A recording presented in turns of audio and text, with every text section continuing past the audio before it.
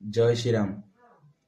ଶଳା ଖ୍ରୀଷ୍ଟିଆନ ଗୋଟେ ପାଗଳ ଯଦି ଖ୍ରୀଷ୍ଟିଆନ ହେଇଯାଇଛି, ତପେଇ ମିଶ୍ର କଣ କହିଲା? ତପେଇ ମିଶ୍ର କହିବୁ ତୁ ଆମ ଦେବାଦେବୀ କି ଭଗବାନ କେମିତି କହୁଛୁ? ଶିବ କଣ ଗଞ୍ଜେଇ ଟାଣି ବଣରେ ବଳ, ତୁ ଶଳା ଦେଖିଥିଲୁ? ଆରେ ଶଳା ଆଉ କଣ କହୁଛୁ? ହନୁମାନ ଗଦାରେ ଏତେ ପାୱାର, ଗଦାର ପାୱାର ନାହିଁ କଣ? ତୋର ଯୀଶୁ ମଧ୍ୟରେ ପାୱାର ଅଛି? ଶଳା 4ଟା କଣ୍ଟା ସମ୍ଭାଳି ପାରିଲେନି, ମରିଗଲେ। ତମେ ସେଇ ଯୀଶୁ କଥା କହୁଛ ତ? ଶଳା ଭିଡିଓ ଦେଖ, ଏ ଶଳା ପାଗଳ ଯଦି କଣ କହୁଛି।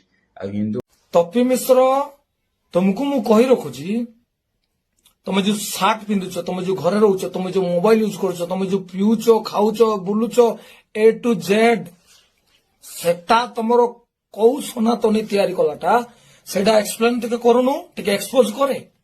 ବୁଝୁଛ? ଆଜି ଯାହା ବି ଅଛ ଖ୍ରୀଷ୍ଟିଆନ ମାନଙ୍କର ଦେନରେ ଅଛ। ଆଜି ଯଦି ପୃଥିବୀ ଚାଲିଛି, ଆଜି ଯଦି ଇଣ୍ଡିଆ ଚାଲିଛି, ଆଜି ଯଦି ଓଡିଶା ଚାଲିଛି, ଖ୍ରୀଷ୍ଟିଆନ ମାନଙ୍କର ଦେନରେ ଚାଲିଛି। ତୁମର ବାପା ଦିନେ କେବେ କମ୍ପ୍ୟୁଟର ଦେଖିଥିଲ?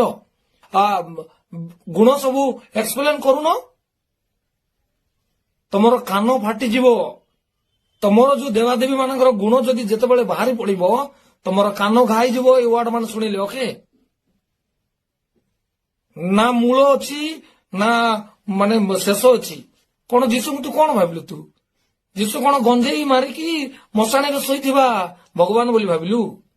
ନା ନଦୀ କୂଳରେ ଝିଅ ମାନଙ୍କୁ ଯାଇ ମାନେ ନଙ୍ଗୁଳି ଝିଅ ମାନଙ୍କୁ ଦେଖିକି ଲାଇନ ମାରିବା ଭଗବାନ ବୋଲି ଭାବିଲୁ? ହଇରେ ତପି, ଗଦା ଦେଖେଇକି ଆସୁଛ ରେ ଗଦା। ଆରେ ତମର ଗଦାର ଯଦି ଏତେ ଶକ୍ତି, ବର୍ଡରରେ ଫୋର୍ସ ମାନଙ୍କୁ ଗଦା ନେଇ ଧରାଉନ ମ? ଖ୍ରୀଷ୍ଟିଆନ ମାନେ ତିଆରି କଲା AK-47 କାହିଁକି ଦେଇଛ? କାହିଁକି ଦେଇଛ?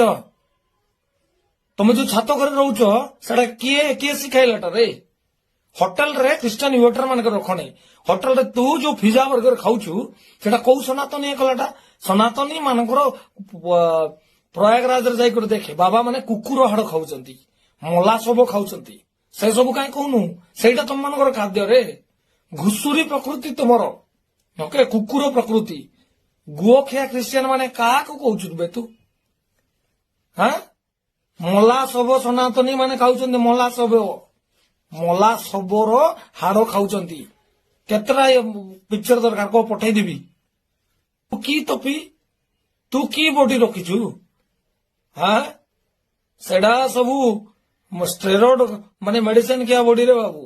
ତୁ ଜାଣିନୁ? ଶଳା ଆମେ ଯୀଶୁଙ୍କୁ ଯେତେବେଳେ ଜାଣିନଥିଲୁ, ସେତିକି ବେଳେ 2ଟା ପିଲା ବାହାରିଲେ ମାର୍କେଟ ଖାଲି ହେଇଯାଉଥିଲା। ବୁଝିଲୁ?